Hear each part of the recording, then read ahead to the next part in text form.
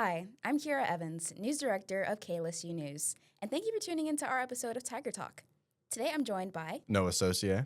Noah. Something interesting happened on May 1st. Can you tell the audience what that was? Absolutely. President Donald Trump signed an executive order directing the defunding of NPR, PBS, of the Corporation for Public Broadcasting to defund those two groups. Would you be interested in defunding and taking away taxpayer dollars to NPR and PBS? Well, I would love to do that. I think it's very unfair. It's been very biased, the whole group. A whole group of them. And basically what this means is that local broadcasting stations like NPR, WWNO will no longer receive federal funding from the government. Oh no, what are the stations doing about it? I am not sure. Well, good thing we have General Manager Paul Maassen here with us today. It's good to be here. Thank you. So how did you get into your career field? Oh, that's a long story. It was really, I'll tell you where I got started, in college radio, actually. I went to Bucknell University, and they had a college radio station in the basement, kind of like KLSU is right here, and kind of got the bug there. Was working there doing, air shifts and stuff like that, and then kind of, it was a student-run station, very much the same, and so eventually I was the general manager.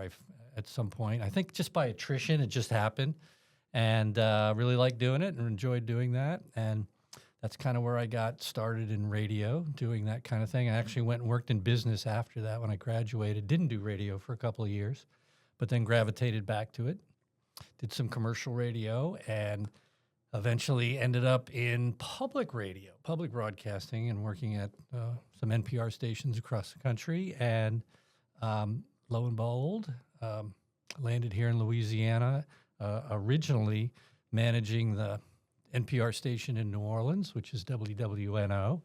And through an agreement and some things that we did, we decided to have a joint newsroom between New Orleans and Baton Rouge. And so now I manage the Baton Rouge station here, WRKF, which is the NPR station here, as well as the one in New Orleans. And we work, and they work together very closely. Wow, you have a long history with public radio. Yeah, pretty long, I guess. It's been, I did manage stations in New Jersey as well as Ohio. Also worked in Florida for a little while and those kind of things. So it's been a journey. You could say that, yeah. Yeah? So what makes public radio special to you? Oh, well, I worked in, like I mentioned, I worked in commercial broadcasting. And so public radio and non-commercial radio allows you to, it's a little longer, it's a little more contextualized, and you get longer form programming and deeper dives into things. And that was always something that I really liked. And also I did a lot of production and doing those kind of things. And in public radio, you get the ability to kind of tell the story. You get a chance to expand on the topics, and there's a lot more space, where in commercial broadcasting tends to be shorter pieces, shorter kind of things.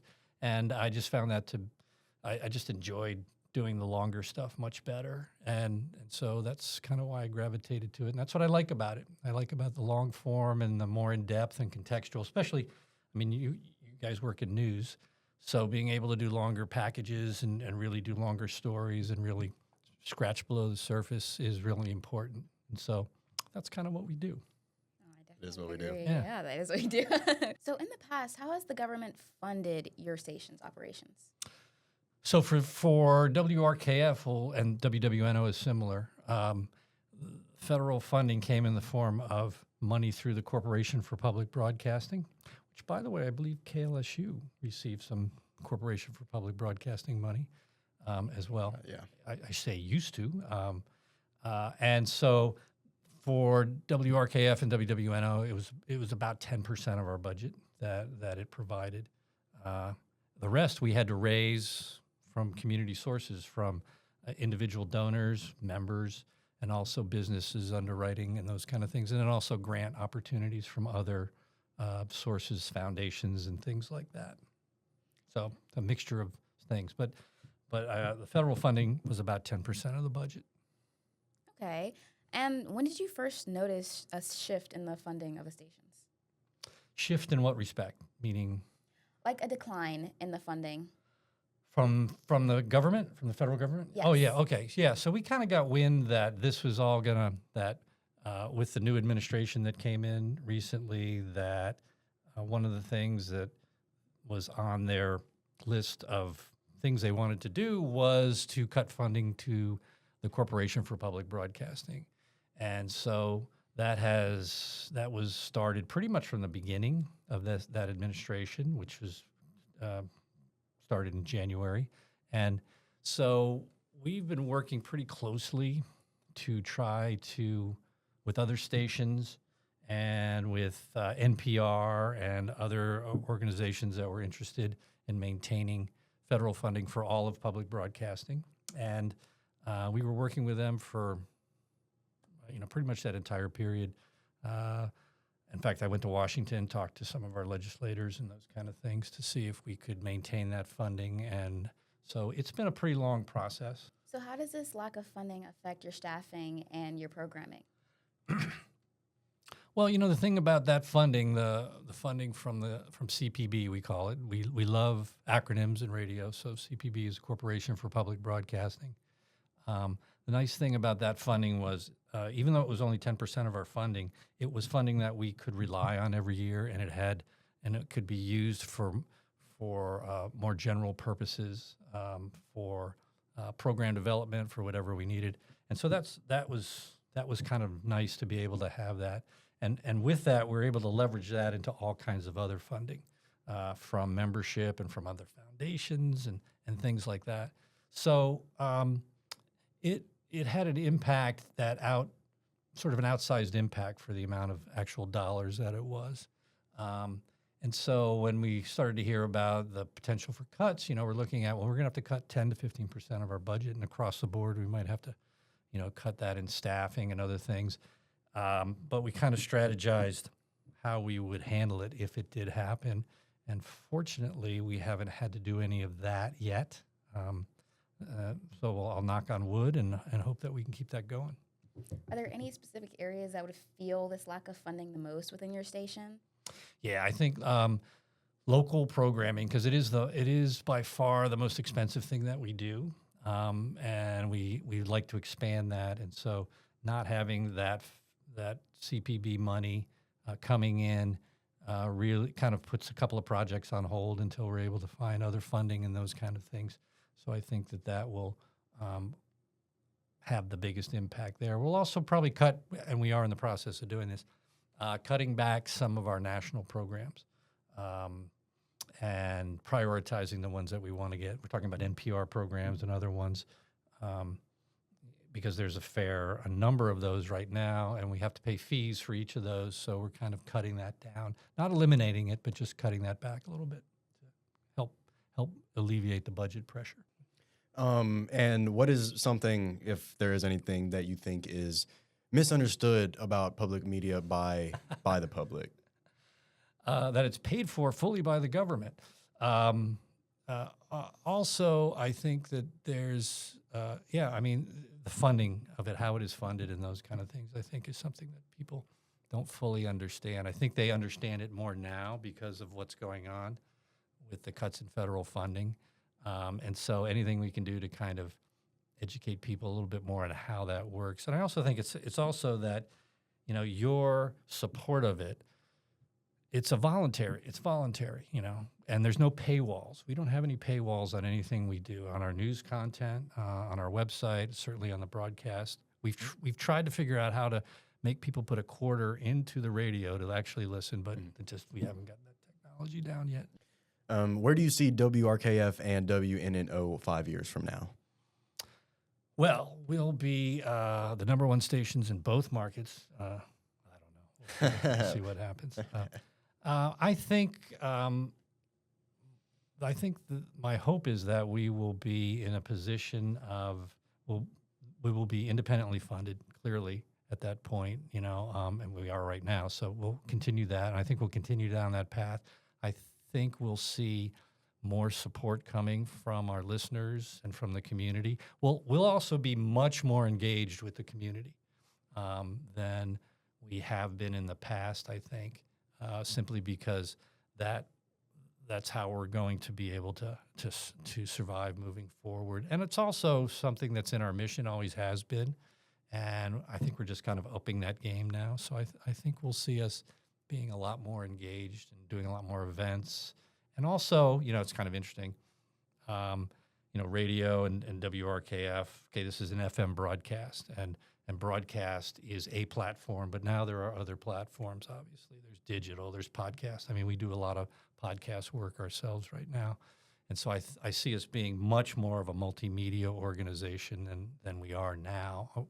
I mean, we are now, but I think we're going to really lean into that a lot more. And, right now is, I guess you could say, a lot of times of uncertainty, maybe some adversity. So as general manager, during these times of uncertainty, what kind of keeps you motivated? Well, it's times like these where there are opportunities to move what I call opportunities to move the needle, to make a difference, to do something that's going to have an impact. And you can do that when things are good, but when there's challenges and rough road and issues, there's also a tremendous opportunity to have a lot of impact much more quickly and in some respects a more meaningful manner.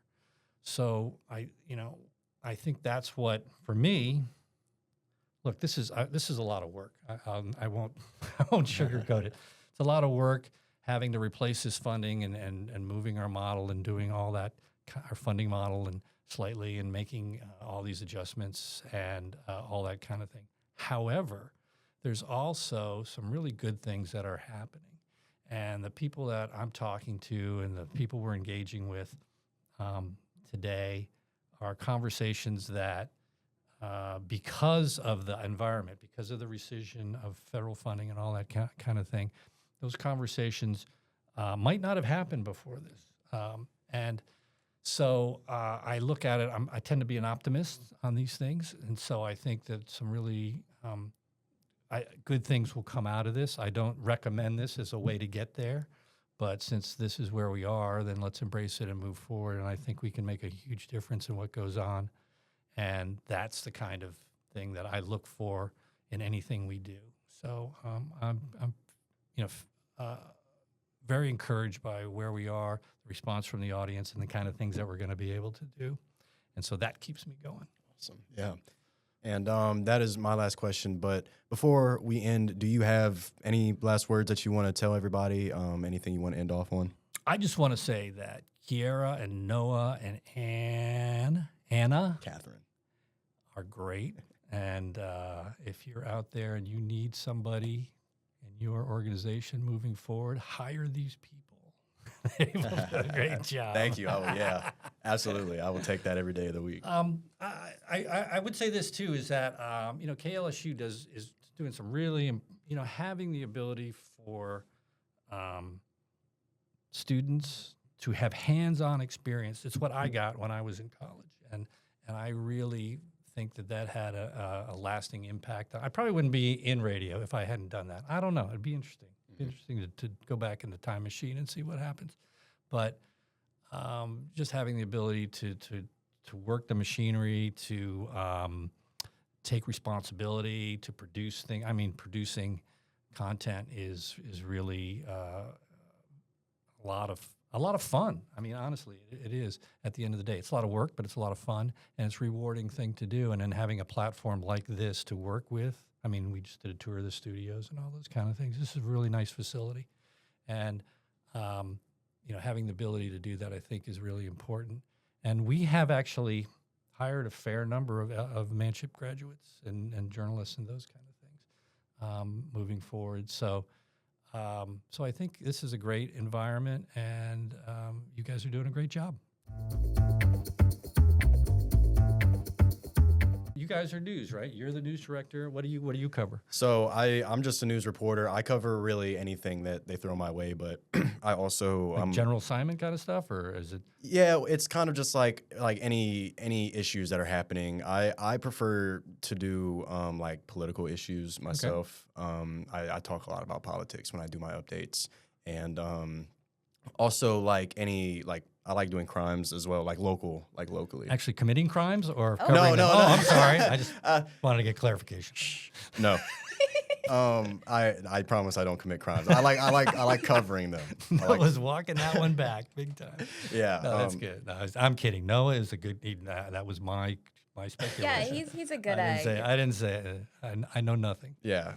So I do like covering crimes, like the crime stories and stuff. I think those are really interesting. But I also run my own DJ show over Oh, here. nice. So it's, Okay.